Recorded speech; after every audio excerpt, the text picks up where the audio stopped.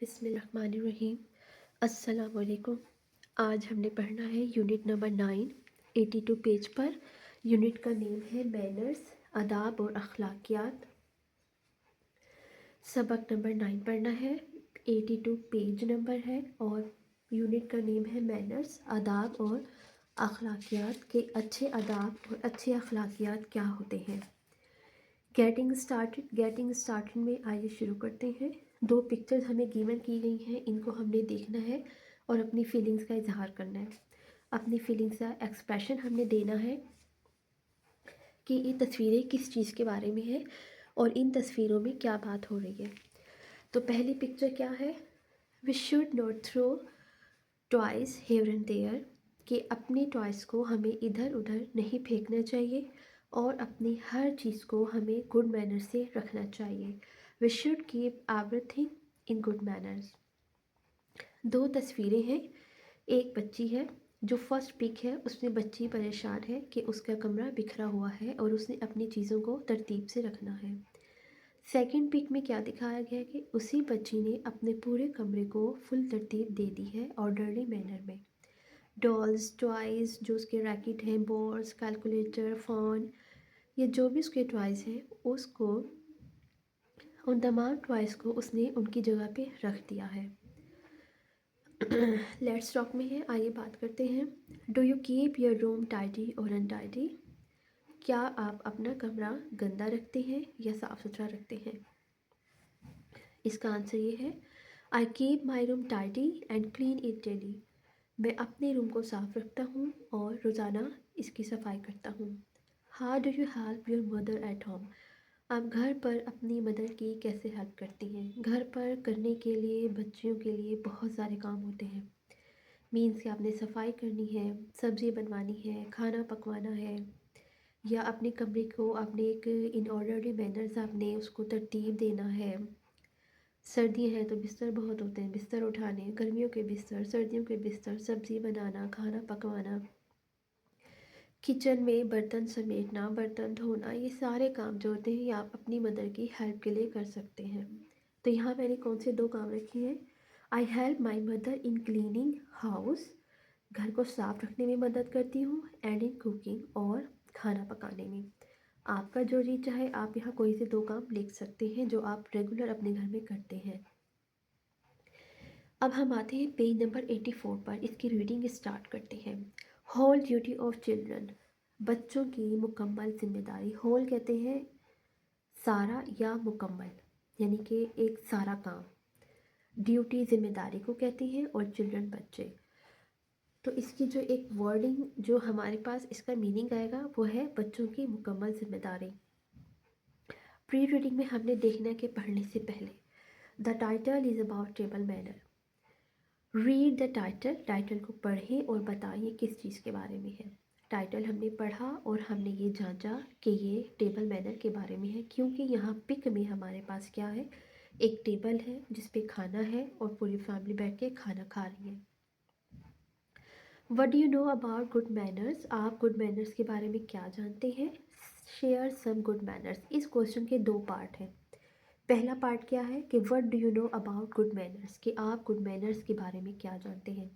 Good manners के बारे में हम ये जानते हैं कि good manner make us good man and make us civilised, और हमें महज़िब बनाते हैं, एक अच्छा इंसान बनाते हैं और हमें महज़िब बनाते हैं। सेकंड पार्ट इसका है शेयर सम गुड मैनर्स, कुछ गुड मैनर्स को आपने शेयर करना है।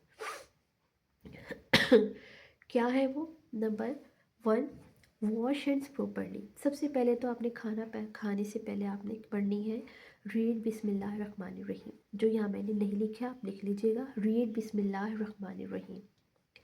Second, wash hands properly, seat properly at the table, don't talk during eating, खाने के दौरान आपने बोलना नहीं है। अगर आपने बहुत ज़रूरी बात करनी है और आपको लगता है कि सामने वाले का वक्त ज़ाया नहीं हो रहा और उसको उससे कुछ सेंस आ रहा है, तो आपने खाने के दौरान उस टाइम बात करनी है, अदरवाइज़ आप खामोशी से खाना खाते रहें। Shows good behaviour at the table, अच्छा रवैया आपने दिखाना है, बुरा रवैया नहीं, बुरा सा मुँह बना के नहीं बैठना, खुश अखलाक और आदाब के लिहाज से आपने बैठना है। जब आप खाना खा लें तो आपने क्या कहना है, से अल्हम्दुलिल्लाह, यानी आप क्या कहेंगे, अल्हम्दुलिल्लाह। वाइल रीडिंग में क्या है कि why should we always wash our hands before and after our meal. तो हमें क्या करना चाहिए जब हम क्या कर रहे होते हैं, हम है हमेशा अपने खाना खाने से पहले और खाना खाने के बाद क्यों हाथ धोने चाहिए। इसका आंसर आप ये लिखेंगे, we should always, should we के बाद आ जाएगा, we should always wash our hands before and after a meal to save germs. क्या करें, सेफ से जर्म से सेफ रहने के लिए हमें खाना खाने से पहले और खाना खाने के बाद ज़रूर हाथ धोने चाहिए। अब हमारे पास स्टार्ट होती है स्टेंजास। इस पॉइंट्स की जस्ट 4 लाइंस हैं। तो फर्स्ट लाइन है, इनके हमने रीडिंग करनी है। फर्स्ट लाइन क्या है, a child should always say words true. एक बच्चा एक बच्चे को हमेशा सच बोलना चाहिए। A child should always say words true. एक बच्चा जब बोले तो उसे ये मालूम हो कि उसने क्या बोलना है, कैसा बोलना है, उसको ये भी पता हो कि वो सच बोल रहा है। तो एक बच्चे को हमेशा सच बोलना चाहिए। And speak when he is spoken to. और उसको उस वक्त बोलना चाहिए जब उसे बोलने के लिए कहा जाए। चूँकि बच्चे छोटे होते हैं, सामने बड़े बैठे हैं, तो उन्हें एहतियात से और मैनर्स का ख्याल रखना चाहिए। उस वक्त बोले, उस वक्त बात करें जब उन्हें ये लगे कि हाँ अब हमें बोलने की ज़रूरत है और जो हमसे बड़े मौजूद हैं वो चाह रहे हैं कि हम बोलें। और अगर सामने कोई बड़ा बैठा है तो वो ये कहे कि अब आपकी बारी है, अब आप बोलें और अच्छा बोलें। And behave mannerly at table. और टेबल पर जो खाने की आपकी टेबल है, ये इसके अलावा भी कोई मीटिंग है या आपका स्कूल का कोई राउंड है, कुछ भी है, आपने अच्छे अखलाक और आदाब का मुजाहरा करना है। बदतमीज़ी से पेश नहीं आना, रूडली नहीं बोलना, तेज़ आवाज़ में नहीं बोलना, अपने स्पोकन को आपने सॉफ्ट रखना है, इंतहाई नरम साउंड। एटलीस्ट कम अज़ कम, एज़ फॉर एज़, जहाँ तक ही इज़ एबल, वो काबिल है।